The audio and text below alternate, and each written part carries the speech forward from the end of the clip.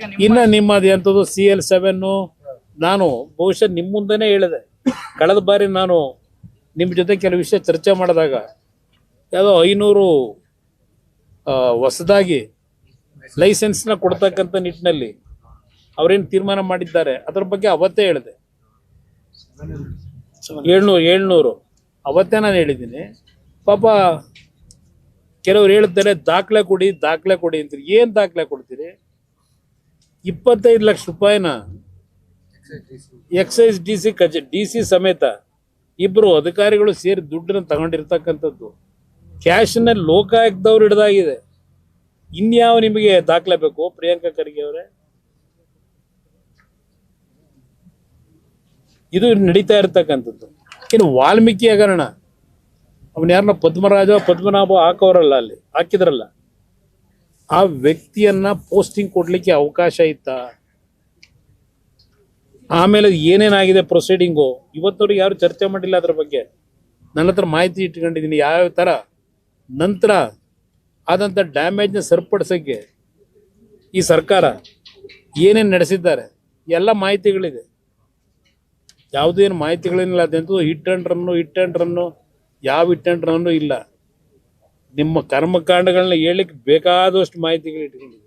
ಆದರೆ ಏನು ಮಾಡೋದು, ಏನು ಹೇಳಿದ್ರು ನಿಮ್ಮಿಂದ ಈ ನಾಡಿನ ರಕ್ಷಣೆಯನ್ನು ಮಾಡ್ತಕ್ಕಂಥ ಒಂದು ಕಿಂಚಿತ್ತು ನಿಮ್ಮಲ್ಲಿ ಪಾಪ ಪ್ರಜ್ಞೆ ಅನ್ನೋದಿಲ್ಲ ಈ ಸರ್ಕಾರದಲ್ಲಿ. ಸರ್, ಈಗ ನಿಮ್ಮ ಶಾಸಕರು ಕರಿಯಮ್ಮ ಅವರಿಗೆ ಮರಳು ಮಾಫಿಯಾದರು ಮನೆ ಹತ್ರಲ್ಲೇ ಬಂದು ಧಮಕಿಯನ್ನ ಹಾಕೋರ ಸರ್. ಅದೇ ಈ ಸರ್ಕಾರದ ನಡವಳಿಕೆ ಏನಿದೆ, ಯಾವ ಮಟ್ಟಕ್ಕೆ ಈ ಸರ್ಕಾರ ನಡೀತಿದೆ ಅಂತಕ್ಕಂಥದ್ದು ಇಲ್ಲಿ ಪ್ರಶ್ನೆ. ಬರೀ ಒಂದಲ್ಲ, ಕರಿಯಮ್ಮ ಅವ್ರದ್ದು ಒಬ್ಬರದಲ್ವಲ್ಲ, ಪ್ರತಿನಿತ್ಯ ಒಂದಲ್ಲ ಒಂದು ನಡೀತಾನೆ ಇದೆಯಲ್ಲ ಈ ತರ.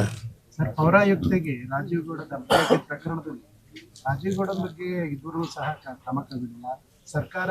ಇಲ್ಲ, ಬಂಧಿಸ್ತಾರಂತ, ಇನ್ನು ಬಂಧಿಸ್ತಾರ. ಇದರ ಗೃಹ ಸಚಿವರು ನೆನ್ನೆನೂ ಹೇಳೋರೆ ಬಂಧಿಸ್ತಕ್ಕಂಥದ್ದಕ್ಕೆಲ್ಲ ಪ್ರಯತ್ನ ಪಡ್ತಾ ಇದೀವಿ ಅಂತ ಹೇಳ್ತಾ ಇದ್ದಾರೆ. ಜಾಮೀನು ಏನಾಗುತ್ತೆ ನೋಡ್ಕೊಂಡು ತೀರ್ಮಾನ ಮಾಡಿ. Sir, all are fingering at home minister sir. ಏನು is he capable or not? ಏನು ಸರ್ ಇದು?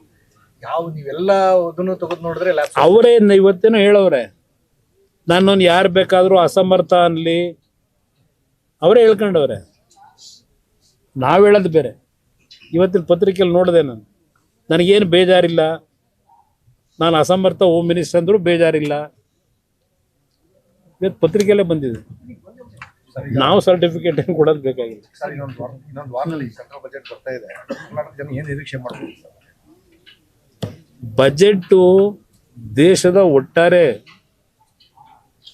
ಪ್ರಗತಿಗೆ ಪೂರಕವಾದಂಥ ಬಜೆಟ್ ಕೊಡ್ತಾರೆ. ಕರ್ನಾಟಕಕ್ಕೆ ನಮ್ಮ ರಾಜ್ಯ ಸರ್ಕಾರದಿಂದ ಏನು ಕೃಷ್ಣ ಬೈರೇಗೌಡರೇನೋ ಹೋಗಿ ಬಂದವರೇ ಅಂತ ಅದು ಪತ್ರಿಕೆಯಲ್ಲಿ ನೋಡಿ. ನನ್ನ ಮುಂದೆ ಅಂತೂ ಯಾರು ಬಂದು ಕರ್ನಾಟಕ ರಾಜ್ಯದ ಮಂತ್ರಿಗಳಾಗಲಿ ಮುಖ್ಯಮಂತ್ರಿಗಳಾಗಲಿ ನನ್ನ ಮುಂದೆ ಯಾವುದೇ ವಿಷಯಗಳು ಚರ್ಚೆ ಅಂತೂ ಈ ಕ್ಷಣದವರೆಗೆ ಯಾರೂ ಮಾಡಿಲ್ಲ. ನಾನು ನನ್ನ ಇಲಾಖೆಗೆ ಸಂಬಂಧಪಟ್ಟ ಹಾಗೆ ಯಾವ ರೀತಿ ಕೆಲವು ಸಮಸ್ಯೆಗಳಿಗೆ ಪರಿಹಾರ ತರಬಹುದು ನನ್ನ ವ್ಯಾಪ್ತಿಯೊಳಗೆ ತರಲಿಕ್ಕೆ ಪ್ರಯತ್ನ ಪಡ್ತಾ ಇದ್ದೆ. ಅದು ಬಜೆಟ್ಟು, ದೇಶದ ಬಜೆಟ್ಟು.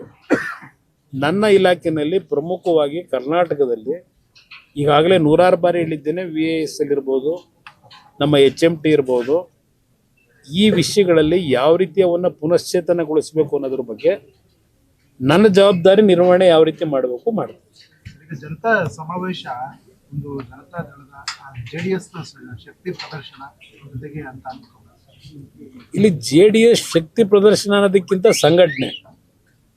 ಇವತ್ತು ಹಾಸನ ಜಿಲ್ಲೆ ಬಹುಶಃ ಜನತಾ ದಳದ ಶಕ್ತಿಯನ್ನು ತುಂಬಿರ್ತಕ್ಕಂಥ ತಂದೆ ತಾಯಂದಿರ ಕ್ಷೇತ್ರ ಇದೆ.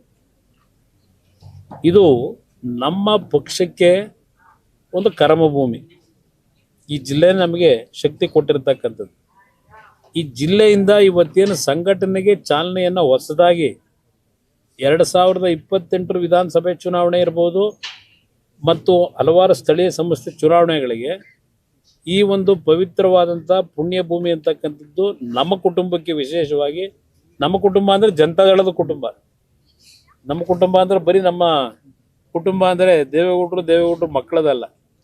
ಜನತಾದಳದ ಕುಟುಂಬ ಏನಿದೆ, ಈ ಕುಟುಂಬದ ಸಂಘಟನೆಗೆ ಇವತ್ತು ಚಾಲನೆ ಕೊಡ್ತಕ್ಕಂಥದ್ದಕ್ಕೆ ಒಂದು ಸಂದೇಶ ಕೊಡ್ತಕ್ಕಂಥ ಒಂದು ಕಾರ್ಯಕ್ರಮ. ನಿರ್ಭೀತ, ನಿಷ್ಪಕ್ಷಪಾತ, ವಿಶ್ವಾಸಾರ್ಹ ಸುದ್ದಿಗಳಿಗೆ ಮತ್ತೊಂದು ಹೆಸರಾಗಿರುವ ನ್ಯೂಸ್ 18 ಕನ್ನಡ ಈಗ ಆಪ್ನಲ್ಲೂ ಲಭ್ಯವಿದೆ. ದಯವಿಟ್ಟು ಇಲ್ಲಿರುವ QR ಕೋಡ್ ಸ್ಕ್ಯಾನ್ ಮಾಡಿಕೊಂಡು ಆಪ್ ಡೌನ್ಲೋಡ್ ಮಾಡೋದಕ್ಕೆ ಮರಿಬೇಡಿ. ನಿಮ್ಮ ಬೆಂಬಲ ಹೀಗೆ ಸದಾ ನಮ್ಮೊಂದಿಗಿರಲಿ. ಧನ್ಯವಾದ.